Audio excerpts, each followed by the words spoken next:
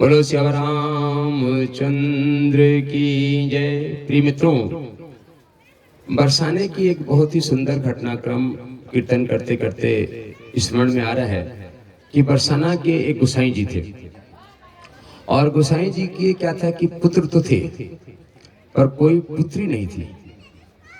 तो और उसके लिए वे बड़े चिंतित रहा करते थे, क्योंकि बरसाने के जितने भी गोसाई हैं वे राधा रानी को कोई देवी या कोई नहीं मानते, वे लाडली कहते हैं किशोरी जी, ये हमारी लाली है, प्यार से लाली कहते हैं।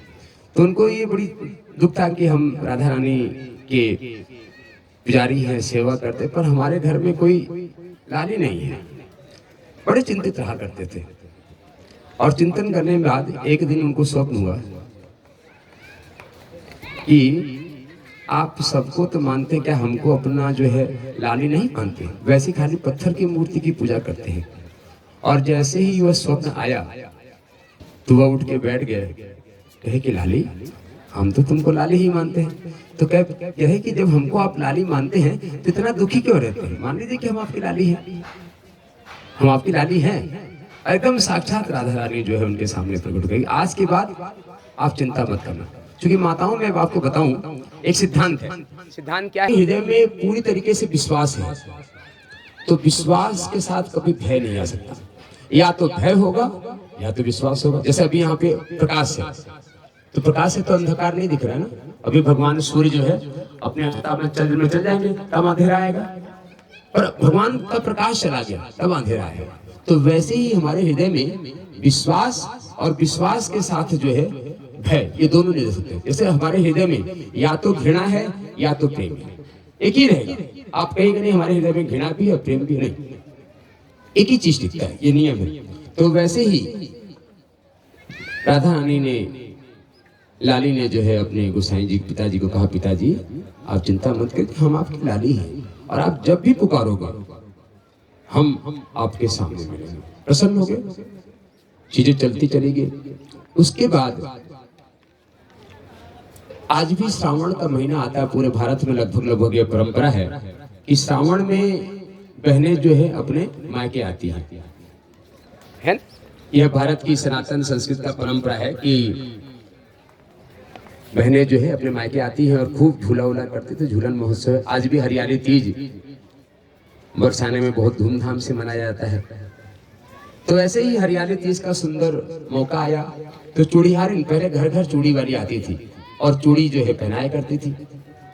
वहां भी वही हुआ, चूड़ीहारिन आई, गोसाई जी बाहर ही बैठे थे। उसने पूछी, दादा जो है हम जाके बहुओं को चूड़ी पहना दे, हरियाली तीज आने वाला था। बोले अरे पूछने वाली बात है, जा जा जल्दी से सबको पहना दे। वो चूड़ीहारिन अंदर गई, चूड़ी पहना दी और चूड़ी पहनाने के बाद अंदर से बहुओं ने बोल दिया कि बाबा बाहर बैठे, उन्हीं से पैसा ले लेना।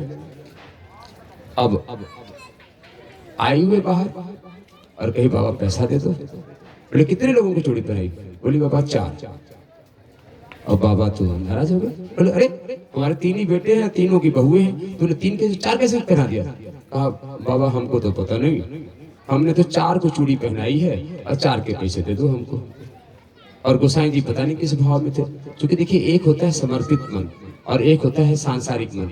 तो बाबा बाहर रोड पे पंचायत में बैठे हैं, तो पंचायत में बैठेंगे तो मन तो पंचायत ही होगा।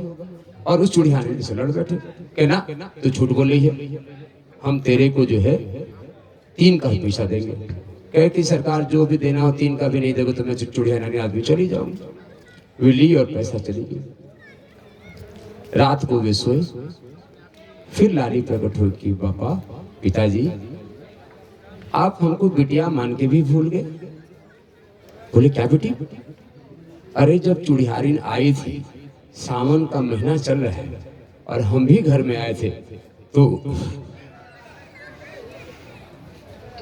राधे राधे, तो हमने चूड़ी पहन ली, तो आप हमारी चूड़ी का पैसा क्यों नहीं दिए? और जैसे ही लाली ने ये कहा, गोसाई जी के हृदय में अश्रु की पुलक होकर जैसे इस मिट्टी के अश्रु प्रभावित हो रहे हैं और गोसाई जी फूट फूट के रोने लगे। कहे पिताजी आपने जो संबंध की मर्यादा थी उसको तो खत्म ही कर दी, अब रोने गाने से कोई फायदा नहीं, अब तो मैं जा रही हूँ। तो माताओं इस कहानी को सुनाने का मतलब यही है कि हम संसार से तो रिश्ता जोड़ते हैं, एक बार परमात्मा से भी तो रिश्ता जोड़ के, और संसार के लोग तो एक बार पीछे हट सकते हैं पर परमात्मा कभी पीछे नहीं हटता। और महाभारत में द्रौपदी के साथ और सुदर्शन चक्रधारी के साथ क्या रिश्ता है, कैसे सुदर्शन चक्रधारी ने रिश्ता निभाया है, ये आप भी जानते हो और हम भी जानते हैं। उस कथा को विस्तार देने की जरूरत नहीं है। एक से एक महारथी उस द्यूत क्रीड़ा के महल में उपस्थित थे। द्रौपदी ने अपने लाज बचाने के लिए सबकी तरफ देखा, कृपाचार्य, द्रोणाचार्य, भीष्म पितामह जिसके बीच में, और सबने हाथ खड़े कर दिए। तब आवाज निकलती है, मेरे तो गिरधर गोपाल दूसरे।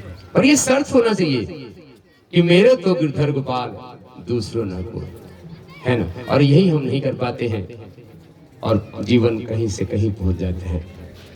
तो इस कथा को सुनाने का मतलब यही है कि हम सब इस संसार के माया जाल, मकड़ जाल से निकल के कम से कम भगवान का कीर्तन तो करें, भगवान का स्मरण तो करें। आइए इसी भाव से इसी कीर्तन का गायन करेंगे। हरे कृष्ण कृष्ण कृष्ण हरे हरे, हरे राम राम राम हरे हरे, हरे कृष्ण कृष्ण कृष्ण हरे हरे, हरे राम राम राम हरे हरे, हरे कृष्ण।